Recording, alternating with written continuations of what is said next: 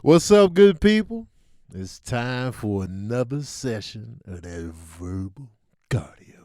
Back again, man. I've been consistent, Cam. Sabrina, I'm out here consistent.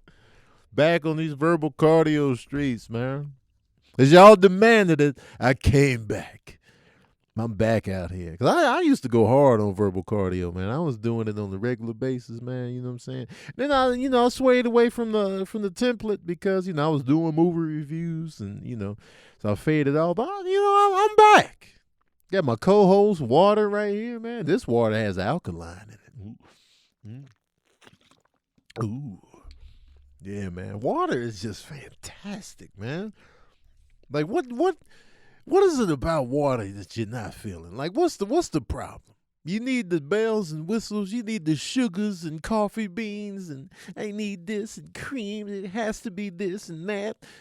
You know what I'm saying? Why? Just get in on it. Just look at it as a glass, a bottle, a cup of life. If somebody offered you like a cup of life, you would damn sure just guzzle it down. If it was like an actual, here's a cup of life, you would take it. If you was in the hospital, like, here's a cup of life. You know what I'm saying? Get in on it, man. Embrace it, respect it, hold it, cherish it. Okay. Yeah, man, I'm back again, man. Verbal cardio, man. Just got news today that Amber Geiger was found guilty for the murder of Botham Jean. I don't know if I'm saying the last name correctly, but she was the police officer that shot a man in his own apartment because she thought it was hers. They found her guilty. Now, I don't know what the verdict is going to be. The sentencing, I don't know how that's going to turn out. She could get up to life in prison, but I doubt if they give her life in prison for what happened. And she was found guilty, though. They was like, she guilty. And she is. I mean, she murdered a dude in his own crib. How does it even escalate to the point of actual murder anyway? Like, if I go into my apartment and somebody's in there, and I got the gun on me, you know what I'm saying? We're gonna have a conversation. I'm not just gonna blast you outright. I'm gonna be like, hey man, what you doing in here? The cats, And then I might just stand there with the gun on you. Why you in my apartment? And you'd be like, and then that way we can have a quick back and forth. You know what I'm saying? I got the gun on you, so if you make and I'll stand in a certain way where I'm kind of like peeking on the other side of the wall, like, what you doing here? And then you'll be like, this is my apartment. I'm like, what you mean this is your apartment? And then I can look around and be like, oh yeah, this is your apartment. My bad. My bad. I put the gun up, and then be like, look, man, I'm sorry. I was sexting, because she was sending dirty texts to her partner. And, she was distracted. Just admit you was distracted. You was talking slick. You came in distracted. Like, I was asking for dick pics, and I walked in and I thought it was my crib. It was, you know what I'm saying? I fumbled. But somebody's life, was lost. So she was found guilty. And we'll see what the sentences is. Because you know how historically these sentences be light in the killing of, a black person. We'll put that out there. So we'll see what happens, man. I'm interested. I'm intrigued. I'm following along. And cause I think about that all the time. I'm sure y'all do too. When you get home, you had those thoughts. And some of y'all may not think this way. My imagination be on 10. And Sabrina need to finish her little nasty smoothie, by the way. It's just sitting here getting hot, getting room temp, man. Just take it. Just she carrying it around in this jar. It looked like a petri dish at this point. It's all kind of amoebas in there and just frogs, just tadpoles growing in there. Remember in high school when you went to biology class and you looked at pond water in the microscope and you saw all kind of stuff in there moving? That's what her smoothie looks like now. She fumbled. Now she won't finish. She don't even finish. She barely finishes the good ones. So I know this is just going to sit here and just marinate for years to come. But When y'all get home, tell me if y'all think like this. When you get home, on the late night maybe, you're like, man, what if I walked in here and somebody I didn't know was just sitting in the living room? Or like, you know what I'm saying? Like, what would I do in this moment? And, I think about that all the time. Like, usually at night. Like, I walk in and be like, man, what if, And so, what if somebody was standing in the hallway? And now when I get home, the cats are usually looking at me now. But before them, I would just have those thoughts like, man, what if? What would I do if somebody was just up in here chilling? And I feel like she had that real life, incident happen, but she went into somebody else's crib. Have you ever went to somebody's house on accident or apartment on accident? You just walk, oh, this ain't even, sorry, y'all. The fumble. You just, hey, my bad. Or you go into somebody's house, you ring the wrong doorbell, somebody else answered, like, oh, sorry, guys, just next door is where, next door. And they don't be happy to give you attitude for no reason. I don't know, man. Like, I would love to be an assassin, though. If I was an assassin, I'd be the type that'd be waiting for you in your living room, just for dramatic effect, just for that shock value that I would want. I'd be sitting there smoking a cigarette in your living room. You walk in, you'd be like, how was work? And then they'd be like, oh, yeah, you know what time it is. Now I make you flip a coin. You're like, No Country for Old Men style, just super creepy and already in your crib. I made myself a sandwich. And but I'm gonna finish the sandwich. Like, I feel like in TV and movies they never finish the sandwich. They just make something and then I just don't want to be the type of killer that's waiting on you and then I end up getting killed on the toilet. Like John Travolta in Pulp Fiction. Like, he got caught slipping. He came out the bathroom fresh from a dump. And Bruce Willis was waiting on him. And Bruce Willis wasn't. He was waiting on Bruce Willis. He caught him slipping because John Travolta was in the bathroom. I was like, I don't want to be that guy. Now, who leaves the gun in the kitchen? You know what I'm saying? As a hired killer, don't leave your gun in the kitchen. If you got to go take that dump, take that dump. But don't leave your gun in the kitchen. Somebody come in, the maintenance man is in there with your gun. And then you come out of the bathroom, toilet flushing behind you, magazine in hand, the utmost in humility, because your weapon is over there in their hands. Like, that was a dumb move on Vincent Vega's part. Because I'm like, man, what were you thinking? The dump, was that real? And how long was you in there? Because when I go to the bathroom, I'm in there. I am in there. Like, when I gotta take a dump, I make the most of it. I'm reading. I'm on the phone. Usually, like, when I take a dump, I'm usually like reading articles or like box office reports. It's funny, like when I'm outside of the bathroom, I'm scrolling on Instagram or I'm like looking up random things. But when I go to the bathroom, my phone interaction is more focused on like reading stuff. I have to go back to reading or like doing stuff like that because I'm trained to read in the bathroom. Like, I can't just go in there. That's why the public restroom never did it for me, man. Because I ain't got time to sit and read. You know what I'm saying? The pressure's on. There's random strangers coming in there looking at my shoes at the bottom. Because I be looking at dudes' shoes. When I go in the bathroom and they be taking the dump, you see the pants folded over the shoes. I always look at the shoes and laugh, kind of. And a lot of times when I go in there, I see the Spice Adams Nikes in the bathroom. Be like, man, y'all, the sneakers are always kind of low budget when I look at the shoes in the stall. But I can't do number twos in the bathroom in the public restroom unless it's an absolute emergency. Or my stomach is like, I'm not going to make it. I have to do this now. I can't just be taking dumps willy-nilly in the public restroom. A lot of dudes can do it. They be like, I'm going to take this dump. I can't. All the preparation I got to do beforehand, I don't like doing all that. Laying down the little toilet seat layouts, I got to double up on those. And then I got to fold it down just right, take out the middle. And then it's just too much, man. Then I got to tuck my packaging. It's It's a lot going on. I'll be like, you know what? I'll wait till I get home or to a hotel, to somebody's house. But I can't do it in the public spectrum.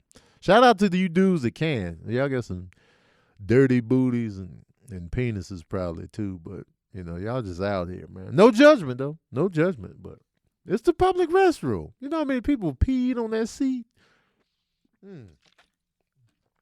I can't do it, man. I went to see Rambo: The Last Blood, and first of all, let me tell y'all something about me. Y'all already know. If you know me this long, you already know I'm 42 years old. I never shy away from my age, never hide from it, like a lot of people do. And so I grew up. I grew up on Sylvester Stallone. Let's just put it that way. Rocky came out in the late '70s, and let me look at the Rocky timeline. Let's look at Sylvester Stallone's, his resume, if you will. So we got Sylvester, boom, Rambo. Let's look at his timeline, shall we? Let's take a look. He be out here writing, directing. He be making stuff happen. All right, so boom. So Rocky came out in 1976. Huge movie. I was born the following year in 77. So, of course, I'm not going to remember the first Rocky like that. And then Rocky 2 came out in 79. I'm not really remembering that. And then Rocky 3 is the first Rocky I truly remember, like, yo, this is good. And so it was Rocky 3 because Mr. T was in that. And Mr. T, I was like, yo, who is this dude? And Mr. T was ingrained into my psyche from then on. I was like, yo, this is the greatest movie of all time right here. You know what I'm saying? Rocky 3. This is 1982. And then he did a movie called First Blood. That same year it came out. First Blood came out the same year as Rocky 3. So they both came out in 82. Mind you, in 82, I was 5 years old. So I didn't watch Rhinestone or anything like that. So I saw Rambo, which was the sequel to The First Blood, in 85. Okay, so that came out in 85. I'm a little older now. I'm like, yo, we saw Rambo at the movie theater. I was like, yo, action packed. He was shooting up everybody. It was going down. Now, I think I watched First Blood after I saw Rambo.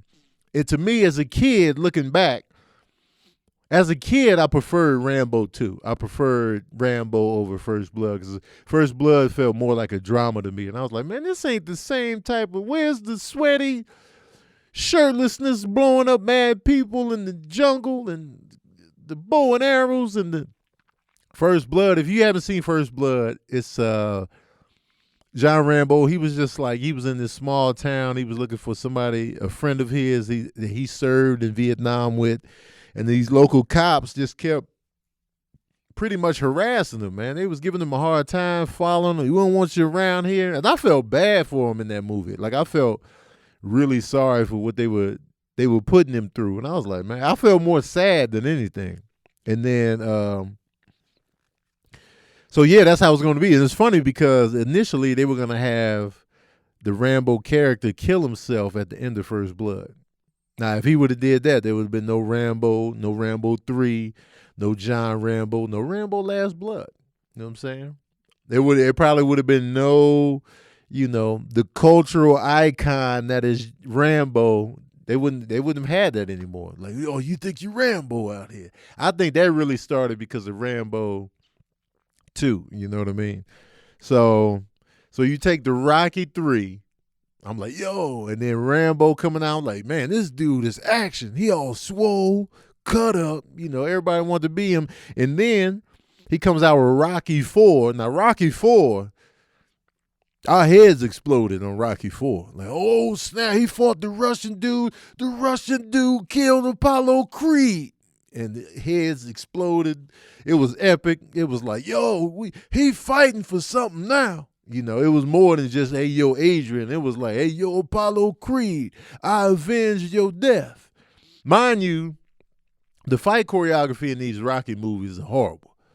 Horrible. Like, from a real boxing standpoint, horrible. Like there's no defense, no blocking, just straight hits.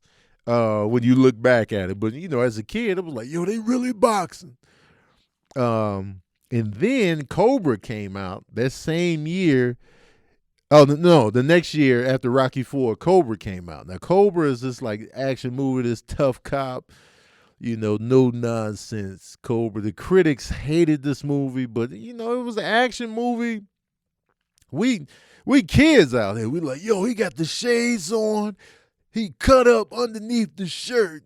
He's an action figure, we was all in. So mind you, this is me growing up, Kid Tony. We got Cobra, we got the Rocky movies, we got Rambo. I'm like, Sylvester Stallone is Action McGee out here. Now, mind you, Arnold Schwarzenegger doing his thing as well. Conan the Barbarian, Commando. So we always having these conversations. Who would win in the fight between Arnold and Sylvester? They need to do a movie together. We all in on this. And you got the Rocky toys, you had the Rambo toys, the Rambo cartoons. So it was just like Sylvester Stallone was just a part of our lives in the 80s. So was Arnold. Sylvester and Arnold, they were the epitome of action in the 80s. Okay. So then he comes out with Over the Top, a movie about arm wrestling. And we was all in on that. We was like, yo, they out here arm wrestling. He drives a truck. He's trying to connect with his son. Arm wrestle. So now, as kids, we in school arm wrestling tough. We like, bring it on. And I would use that Over the Top move, and it would work. I would use that on my step cousins. I'd be like, man, Over the Top. And we would do it, man. I had a pretty good record at the arm wrestling. I don't want to toot my own horn, but, I had a couple victories out here. You know what I'm saying? I was a fat kid, but I was bringing it on the arm wrestle tip. You know what I'm saying? I was bringing that weight to my arm and then bam, right on your sandwich. Pow. Over the Top. And Over the Top, it did cool at the box. This is how popular Sylvester Stallone was. Well, actually, Over the Top didn't do that good. I'm looking at the numbers right now. 16 million. It kind of took that L. But as kids, you couldn't tell us nothing. We was like, yo, that was a good movie, man. Arm wrestling? Let's get it. And so Over the Top. So he did Rocky IV, Cobra, Over the Top. Rambo 3 came out. Now, Rambo 3 I didn't really catch in theaters. But I saw it like when it came on cable. It was cool, you know what I'm saying? I just remember him really using those explosive arrows a lot. And he like blew up an entire helicopter with one arrow. He just popped up, aimed it, wow, blew up the whole helicopter. That was the iconic shot. Rambo 3 didn't do that well. I mean, it made $53 million, but compared to the $150 Rambo made, that was a L. Then he came out with Lockup. I really wasn't passionate about Lockup. Then he came with Tango and Cash. Now I'm back again. This movie is a buddy cop movie with him and Kurt Russell. I'm a huge Kurt Russell fan. Kurt Russell to me is eternal. Like, I love Kurt Russell. You know what I'm saying? The Thing. Big Trouble in Little China is my favorite movie. Everything he said in Big Trouble in Little China was gold. Everything. Jack Burton is one of my favorite movie characters of all time. He didn't sign up for none of the stuff that was going on, man. The check is in the mail. So you got Sylvester Stallone and Kurt Russell together. I love Tango and Cash. It was a great time. I didn't get a chance to catch it in theaters, but when it came on video, I went to the video store, got it, and it was cool to see. It was mad corny, but it was cool to see Sylvester Stallone in a different light. Like, now he wasn't a super serious dude in this movie.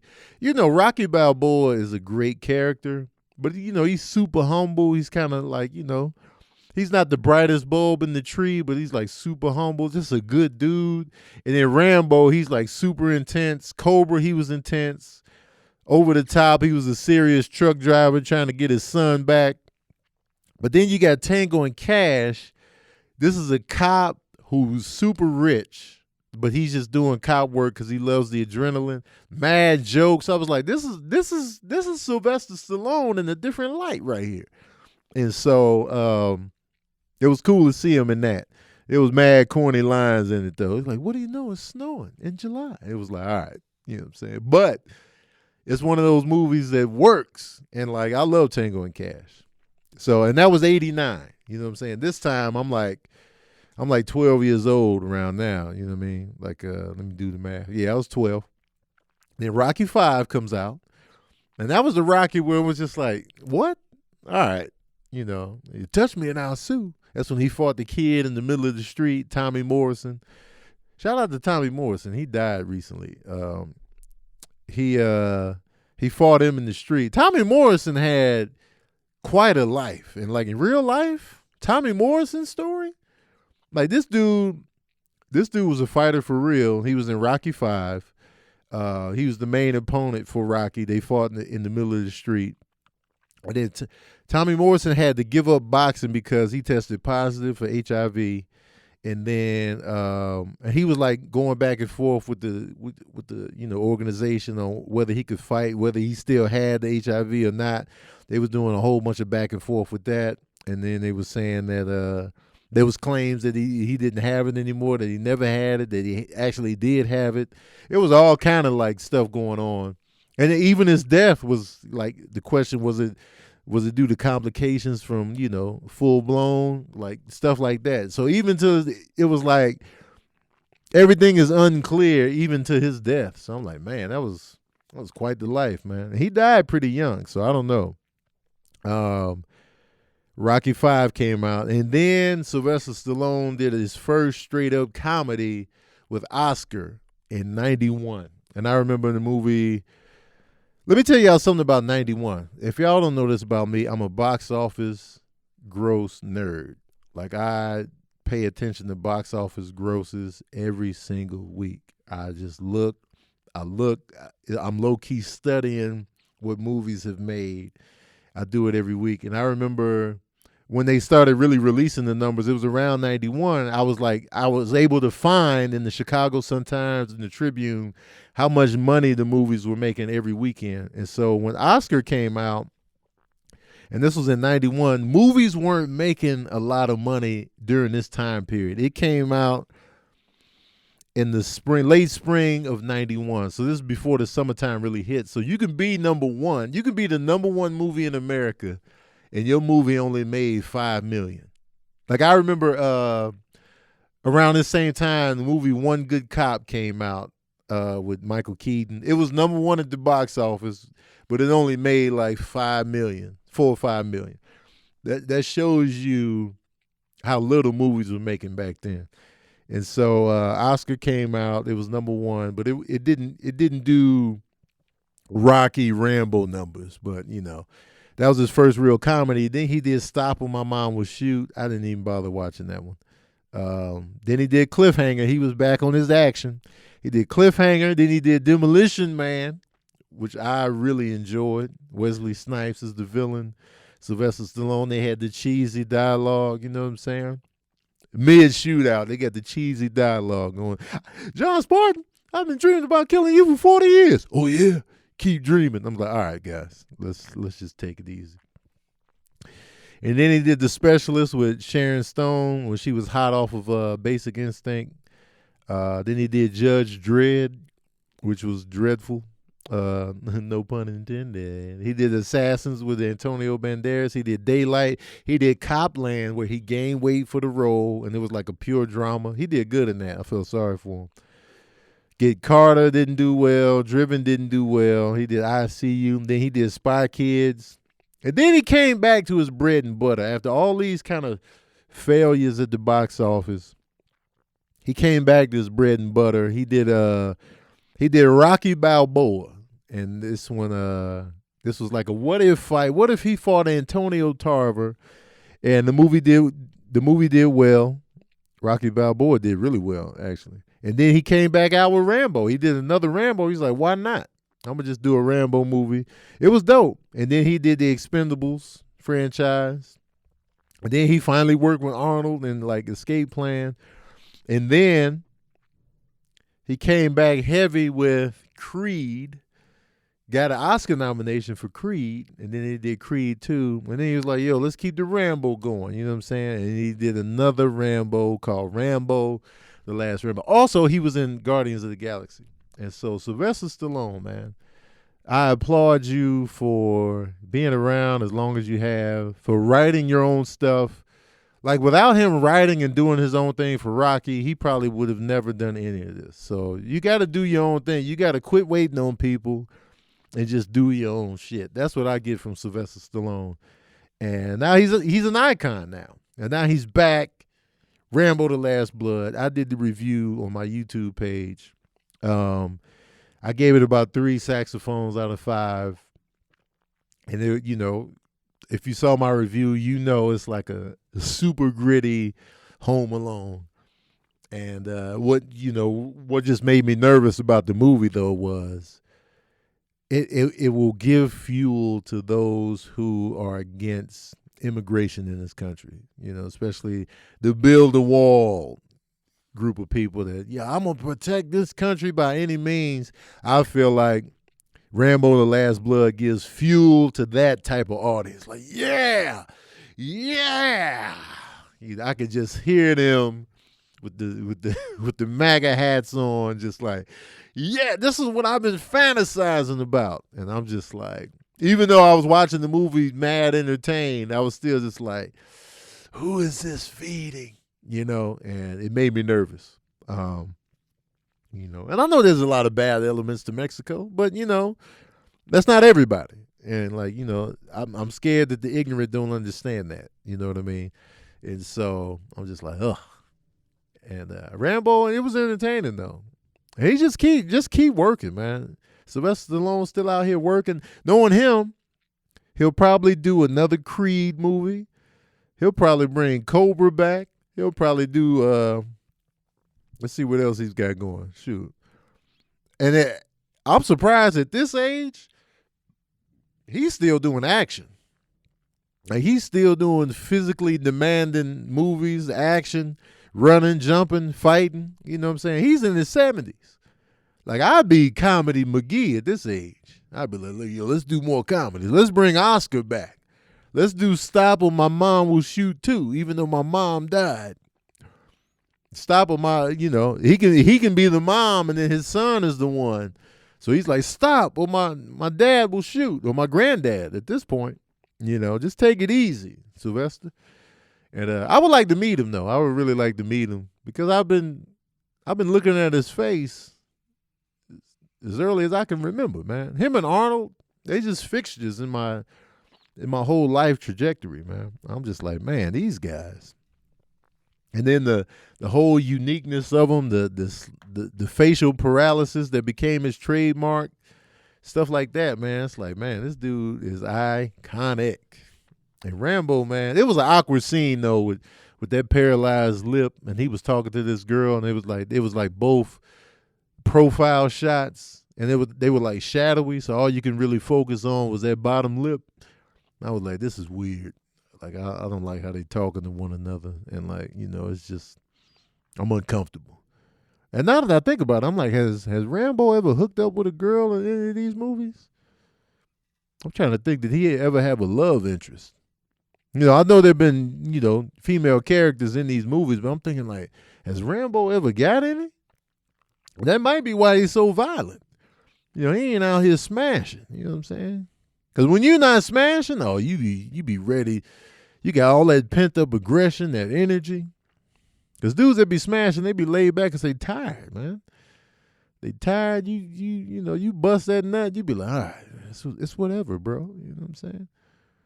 If Rambo was smashing, he wouldn't even have set up the good traps in Rambo: The Last Blood. They'd have been half-assed. He probably would have set up like one explosive claymore, and then that was it. He'd be like, man, I'm tired, man. I guess if they get through this, then they got me. But anyway, the smash. So I don't know, man. I think that helped guide them, man. Y'all let me know your favorite Sylvester moments. Like, what are your favorite Sylvester Stallone movies? Like which ones do you hold on to? Let me know, man. And Don't forget to like, share, and subscribe on my YouTube page, man. Tell people about the podcast. We back, man. I appreciate y'all tuning in, listening. Don't forget to drink more water, and thank you for tuning in to another session of that verbal cardio.